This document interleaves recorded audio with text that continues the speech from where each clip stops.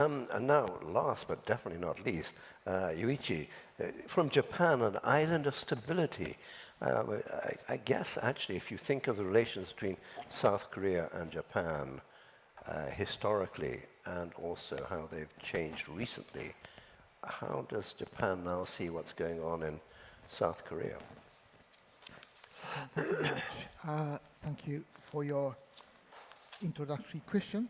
And also, I'd like to thank the organizers of the conference, particularly, of course, Monsieur Montbrial and also Madame Kong, for their brilliant leadership in gathering world-leading strategic thinkers here at the World Policy Conference. My role is to discuss on the geopolitical challenges in Asia from a Japanese point of view. Next year, Japan will celebrate the 60th anniversary of the diplomatic opening relations between Japan and Korea. So naturally, Japan is preparing for a much stronger friendship with Korea. But because of the current turmoil in Korean politics, many things become even more unpredictable. So in East Asia, we see the full of unpredictabilities.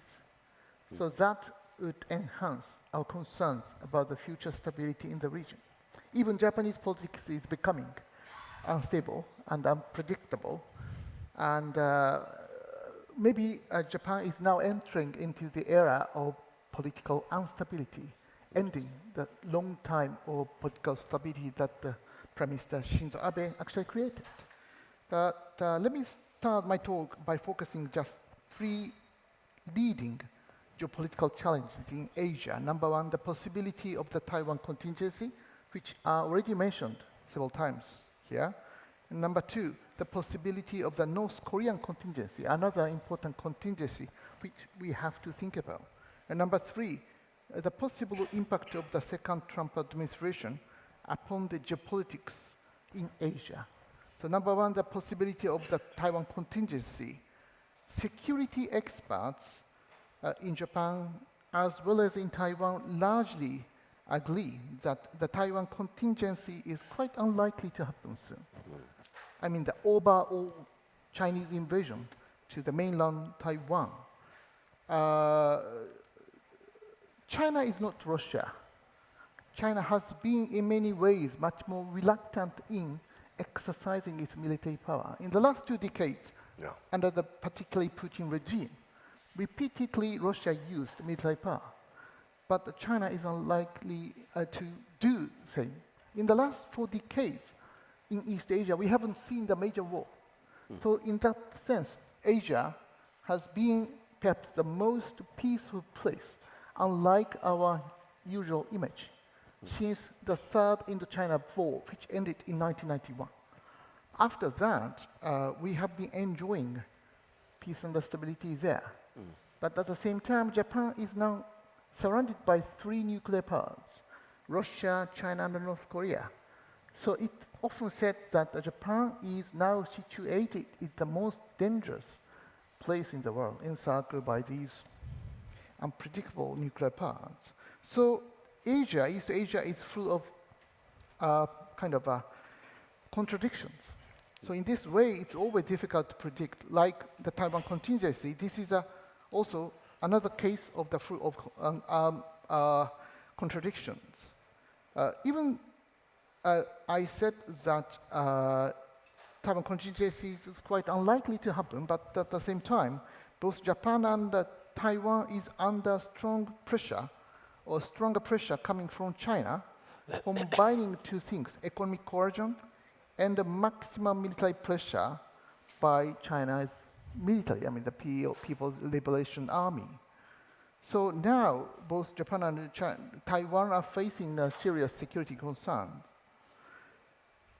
In addition, China's invasion, or the change of status quo by military force upon the Pratas Islands in the South China Sea is quite likely, because it's quite easy for China to change the status quo of the Pratas Islands. So even though the overall invasion of China into the mainland China Taiwan is quite unlikely, But still, we have so many concerns surrounding Taiwan. And also political warfare or influence operations. Chinese infiltration into Taiwanese domestic politics is another important matter which we have to think about. So in this way, China is perhaps taking much more indirect approach to try to reunify the country. So we have to think with much broader perspective about the Taiwan contingency, not just looking at the possibility of the Chinese overall invasion of mainland Taiwan. So I said that in the beginning that Taiwan contingency is quite unlikely to happen. Here lies the biggest contradiction. If we, I mean the Japan, South Korea, and Taiwan, ASEAN countries are complacent in thinking in this way, it means that we have no particular reason to increase our defense budgets. But China every year is increasing its defense budget. So it means that the gap is expanding. Yeah. So this means that it will become more possible for China to do something to change the status quo by using the gap. So the number one priority for us is to increase defense budgets. I mean, Japan, South Korea, and Taiwan. To do that, we have to seriously think about the possibility of the Taiwan contingency. Number two, North Korean contingency. Nowadays in Japan, many experts are thinking that North Korean contingency might come earlier than the Taiwan contingency for several reasons. Number one, of course, North Korea dispatched its people's army to Russia.